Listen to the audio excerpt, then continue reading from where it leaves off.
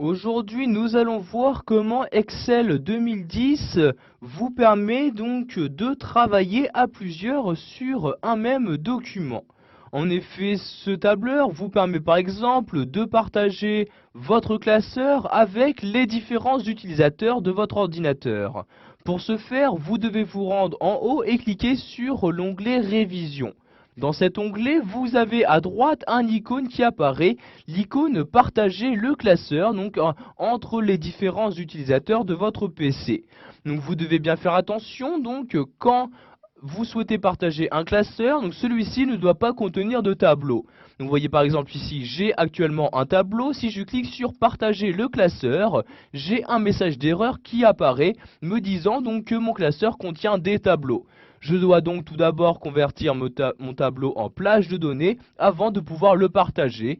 Je clique donc ici sur OK, je sélectionne ensuite mon tableau, donc vous voyez, je sélectionne juste une cellule de mon tableau. Je clique ensuite sur l'onglet Création et je clique ici sur Convertir en plage. Et dans le menu qui apparaît, je clique ici sur Oui comme ceci. Donc mon tableau n'est maintenant plus considéré comme tableau, je peux donc le partager sans aucun problème. Je retourne donc ici dans l'onglet Révision et je reclique ici sur Partager le classeur. Vous allez donc maintenant avoir donc cette fenêtre-ci qui va s'ouvrir où vous aurez donc dans cette partie-là une liste des différents utilisateurs de votre ordinateur. Donc, si vous souhaitez autoriser la modification de votre document à tous les utilisateurs de votre ordinateur, vous cochez ici cette case-là et vous cliquez donc sur OK pour appliquer vos changements. Donc pour appliquer vos changements, Excel a besoin d'enregistrer votre document. Donc si vous souhaitez l'enregistrer afin de pouvoir le partager, vous cliquez ici sur OK comme ceci. Et maintenant donc votre document est partagé. Une fois celui-ci partagé, vous avez la possibilité de suivre les différentes modifications qui sont apportées. Pour ce faire, donc, vous devez tout d'abord activer ce suivi des modifications en vous rendant donc toujours dans l'onglet Révision ici sur Suivi des modifications et je clique ici sur Afficher les modifications.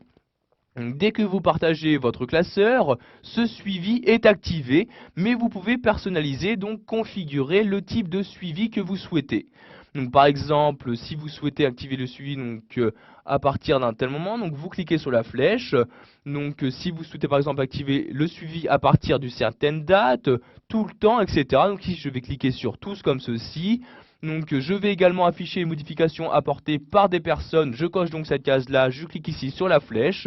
Et vous voyez donc j'ai ici accès aux différents utilisateurs qui ont accès donc maintenant à mon document. Donc vous voyez tout le monde sauf moi ou juste ici cette personne-ci. Donc ici je vais également émettre tous comme ceci. Et je clique donc ensuite sur OK pour appliquer mes changements. Donc ici, aucune modification n'a été trouvée pour le moment. Je clique donc sur OK comme ceci.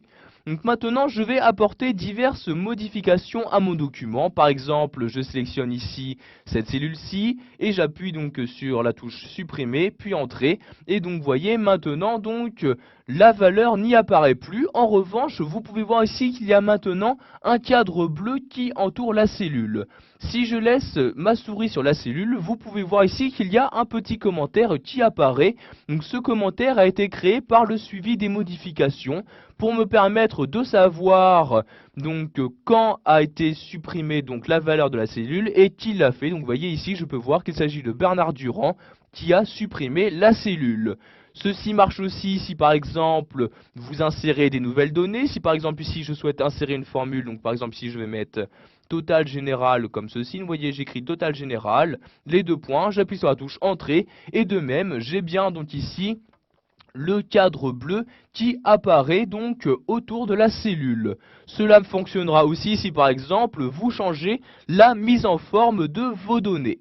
Donc maintenant, si vous souhaitez donc désactiver ce suivi des modifications, vous retournez en haut ici, cliquez sur suivi des modifications, puis vous cliquez ici sur afficher les modifications. Vous allez donc maintenant ici décocher cette case là donc pour le désactiver. Je reclique donc ici sur OK comme ceci. Donc un message apparaît me demandant donc si je souhaite également retirer ce classeur du partage. Je clique ici sur oui comme ceci. Et maintenant le suivi des modifications a été désactivé.